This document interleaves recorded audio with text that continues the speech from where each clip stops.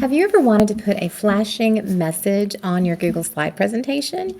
Well, I know there are lots of animations that you can add in Google, but if you want something that stays flashing or stays moving all the time and loops through that, your answer is a GIF. And it's easy to make your own GIFs right in Canva. If you've never heard of Canva, it is a great platform that you can use to create so many things. The free version is great, but the pro account is well worth the money. But if you're an educator, you get a free pro account just with your school email address. Let me go ahead and walk you through how we can create a GIF on Canva. I made this one actually just a few minutes ago for a coworker who asked for one to be able to put on his Google slide presentation because he wants to remind them to bring their class textbook every single day. So that's what he has on his slide presentation. But let me walk you through how we did it. I'm just going to go up here to create a design. I'm going to choose custom size, and I'm going to make it 6 by 4 inches.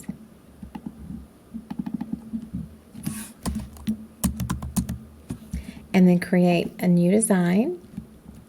And then you can put whatever you'd like right here. And I'm going to make it simple, but with Canva, it is so easy to make it really nice and creative, just exactly like you want. If you have certain colors that you like to add, you can do that. We're going to go right here to text, and I'm just going to simply choose one of my text options here and put in my text. And I'm just going to go ahead and just do an example of hello. And here I have just a message. And then we can change the color. We can do anything that we'd like to do however we want. We can press effects. We can outline that. There's so many different things that you can do. But the next thing that we want to do is we want to add animation. Let me show you how we can add animation right here to our text. I'm going to go to animate, and if you want, you can click through here and see all the different types of options there are for animation.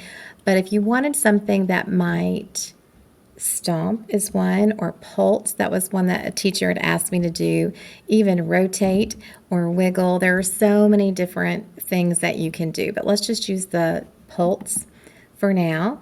And if I come up here and press the play button, you can see this is how it looks. So that may be what I want to put on my slide presentation. Go ahead to the top, and I'm going to name this, and then I'm going to press share and download. The default is going to be MP4 video for this because it has an animation, but I'm going to click this and scroll down to GIF. Once that's there, I'm also going to choose transparent background. When I first started using GIFs, though, I would have to go to another website and remove the background from my GIF, but I love that this has been added for the pro account. And then press download, and then you can see that it is going to be downloading right there.